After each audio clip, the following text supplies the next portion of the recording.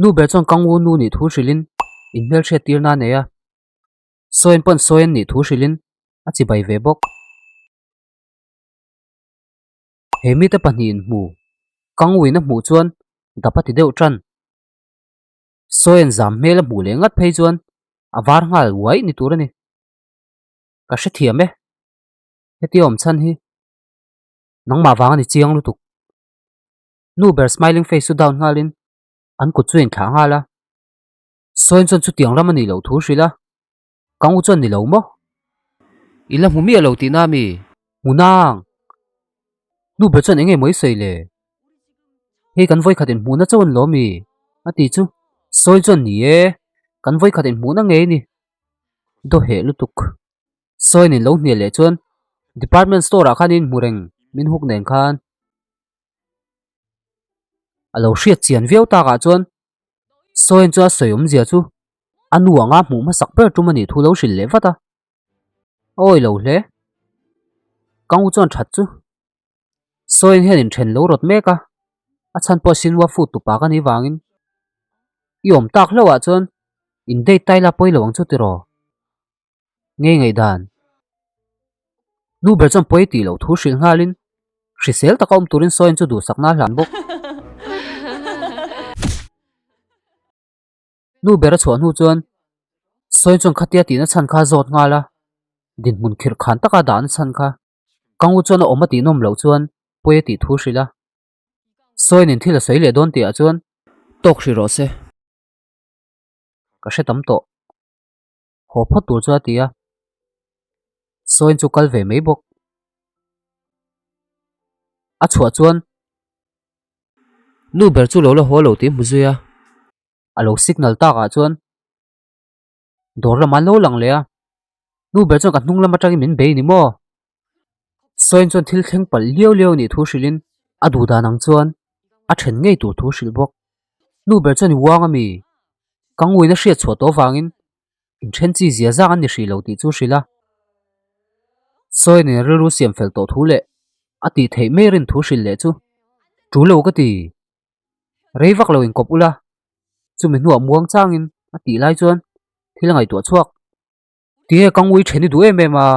ati le dei enge ma hian du lo nei soin choi soyang khan sinwa food ne in kung kai chu ka tan ati lai chuan chunga chong kan chung koin du thlan na kan siamang tuna chai mule phat ru o ei man chu phur takin a pe bok mi kyang chu jangmi taru ma lo oma thil zon nei ni om takani a boi viau lai jo hi lo lu thut chu phuna sa hle jo hi chuan enge ti zot ngal bok mi kyang chuan bek he tiang ti avel zon thu hrila jangmi chu rin hlel om deuh hle ka om thin le thin lo zot bok jo hi chuan pan hnain a bek zon mek chunga chuan poisa om ti hrila mi kyang in zat vel ati chuan dollar som nga not thlir in a khat a thil hriat awang chuan ring hlel face takin oma a chuak tur chu soi nei mu ve ta hlol mai mi kyang mu chuan a in thla hrung hle ti hriat bok mi kyang chu khongai bo ni le kangwu nen in mu mi soin chuan ni thuina changa nang hi mi pa wanga thian te thei ngil chi mi ni chu tiang ani lo ti chuan kalom lo ka thi thlai reng bong che kala tum chu thla hoi duem mi kyang chong ngai lo mai kalom akal dei bok ama hlui kha chu ni se ai po ti la min thla thawang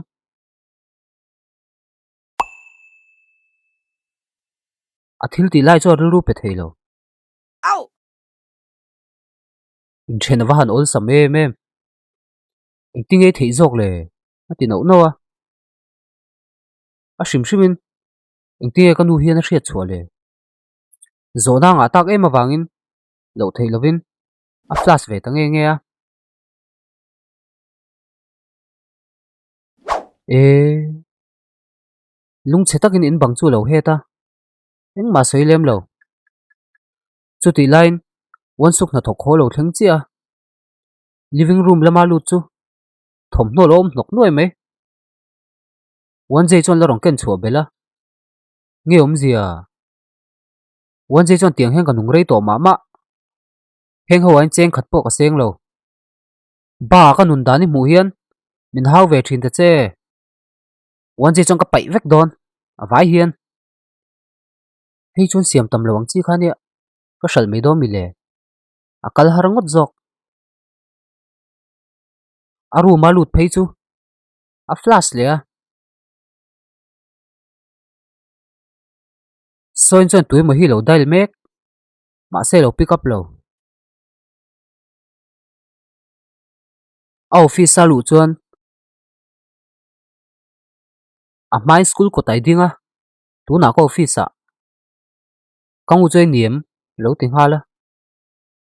soin chung chang ka chung te bula lo soi tu kha min hu chom min zot miau sia lo dot ka soi thei lo ti hriat kha chuan lam ro pui takani min hu choi tik ni amon la shadon tho tho lo ti sam le e chu kang u chu lom vak lo ka korean nge ngi chun tran min hu chong kala chun don chau i hriat chian veu ka ring that na le fa pa ni na hen eng ham that na mam pe lo ti hi kal to ro ti tur kanga kang u chong ngoi renga tum to big lo i be sei ti sang vak du su he thila hian chak lo ka tum lo kang ui tinge ron lan reng le ka oma ti nuam lo chief le ca na ron ti phei no no chu soin in lo hria mi keng lo kal po chu shelowin a kal pel mi abok ma set lai shet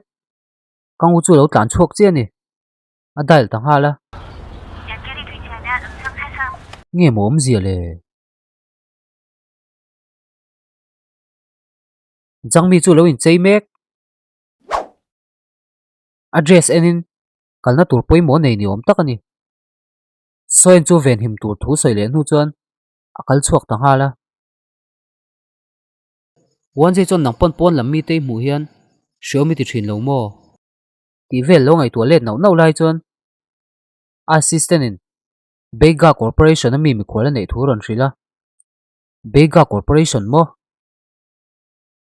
enge coffee sa ron ti ron lu tir tu cha tia ron lu chu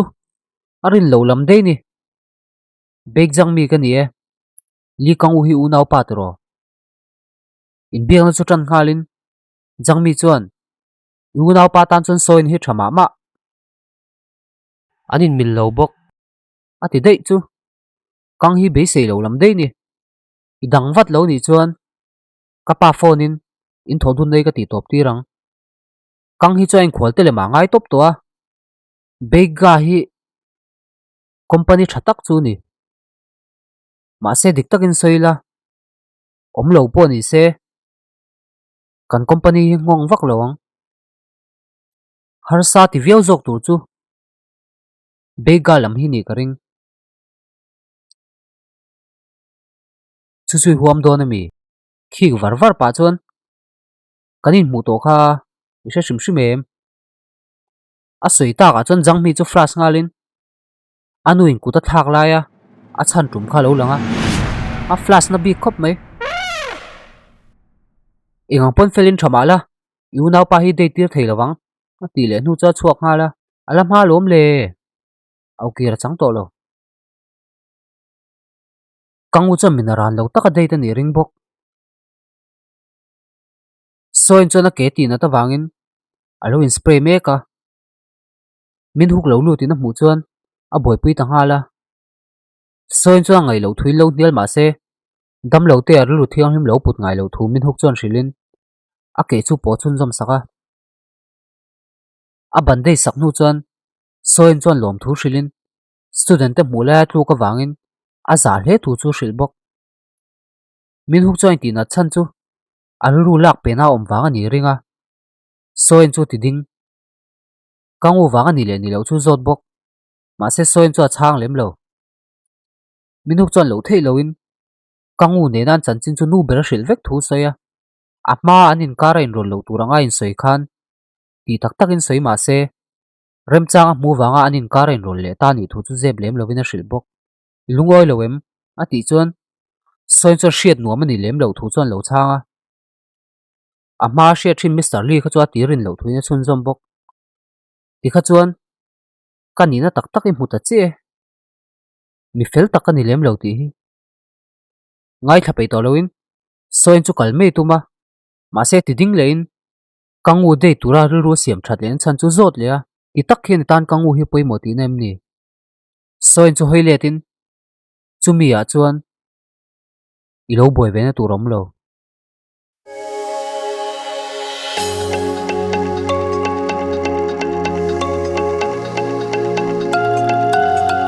hodol lo lang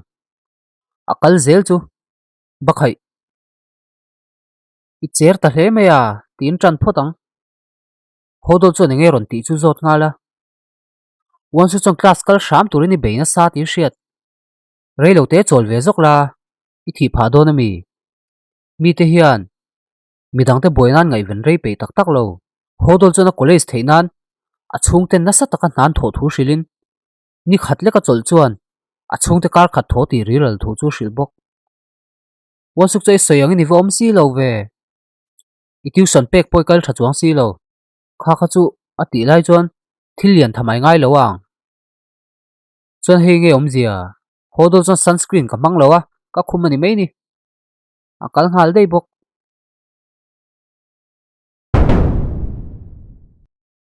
in thla hrung thei ang ber chuan lo thua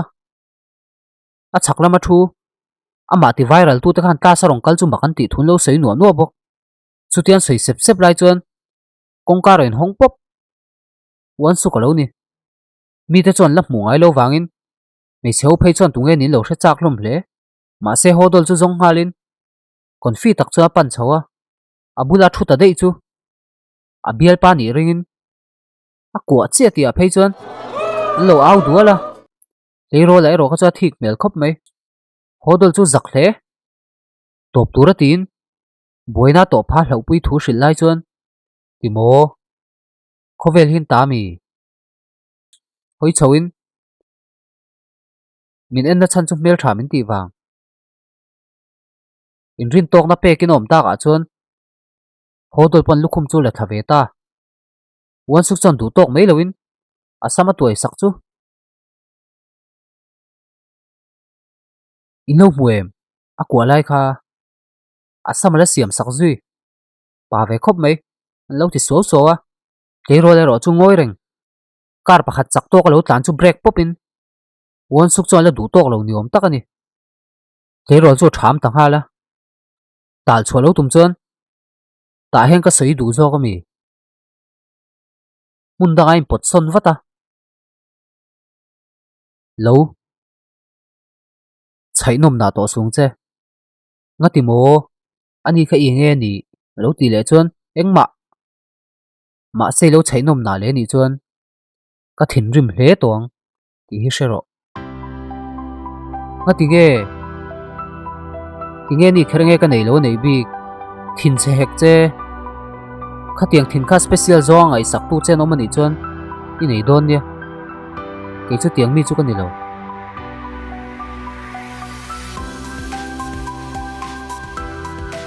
soi chong kang u chu va to le a ma se doorbell met chung pon alo chon lo a call point a tlang thei lo in diesel ni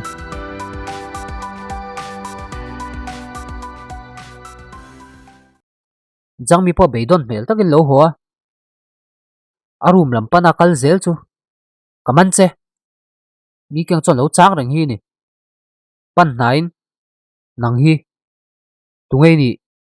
mi tui parol tum chon mi kyang lo tia i mi tui kha min dang lo nge jangmi chon chun zomin soin hian eng tinge ti ta kang lung che takin in chu chho san ve nga la soin po lo thleng che mi kyang mu chuan ko ngalin ron tlan phe a mi kyang chuin herin tungei ni tinge ka hming hriat soi chuan diklo om lo chu zota ngai dam dilin kangu ne in dei thu chu shil bok ani chu inin date mo soi chu dik ti hrila a chan na wang chu mi kyang chu lom lo thian kan ni vem i chan chin po tinge jangmi hne na tang ka hriat angai nung che tak cho trapa shil che chu ka du thei lu tuk mi kyang chon tinge min shil si lo ke ain I tur na zok don ti ka hrialom mi kyang choi shedik ma se kang u wang chon ni lo I ngai na ti ka hrialom soin chon chun zomin ka in ring tok zan lo ka ngai tu na sa thin chu khami zan khang ka nu le pa ta ka som chok ta lo ila ti te kang un chho pu min som lai khan lo nar lo ta zokila ti te ka ngai tu top thei lo ka ngai tu hlau ber chu khang hu na khan kang u khan chho pu ya min som ta lo zok se ti hi ni he ka in thiam lo na hena ma min dem ti rang ti ka hlau ber he tiang ngai ton nen hian eng ting ani chu ka mu thei te lu lang mi kyang chon thu dik hril mei chu tha ti thu hrila ma se soin chon lo hnial mi kyang chon tianga then mol top chon a hriat thiam ngai lo tur thu chu hrila soin chon mi mu mal lawang taka ngai po poi ti lo zok thui lo hnial le a chan chu hril ni chuan a in thiam lo hle don ti hria ni kang u hi mi fel tak ani angin a thiam lo ni lo ma se a in me bel nge nge don ti chu hre chiang hle min ho mei mei ro se engang pon min ti se chu chu ka du zok mi kyang chon nat pui ti hriat takin lo pot chata soi ni nangma hre lo se ka du lo ti le chuan tiang khop chon ni moi ngai tu nang ma le hri sel te ngai tu ve ro a mai ni mel chet vai na hnol che a hnuai mel that vai na du lo le che mak tak me a du ve hnuah che tu na mi ho sa tu pai ni vai na du lo le che ti na ni mo kang u chuan en kim chu thiam lo vek ani thu hrila tiang mel a nei wang le mi ho sa tak an ni wangin hui psychiatrist chon chun zomin engei du em na chan kang u chuan soin ania chu zong chu mo du bel la nei mi psychiatrist chon mi ho sa tu pai ni lo thut thei po ni hlei lo ti le chuan thil thei lo ni mi kan chung ko sum do nei nga tan ma ka ti lo ani lo chu engma ma mo nei lo tai la a thak view ngem a ti le chu a tok mola to in ho sakna le zeli soi sel hi makati angai tuan chu tiang vel khani ma se hun har sa taka pal tlang mek wang ani rin thu hrilin hun thol pe a mu to hri lo tu chu ti bok chua chan china soidan manga soin chu nu ti thaina hlau mi me chi ni rin lo thu hrilin chandang om thengem ti chuan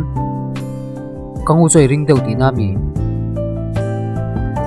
arin dan chau ni thu chuan lo changa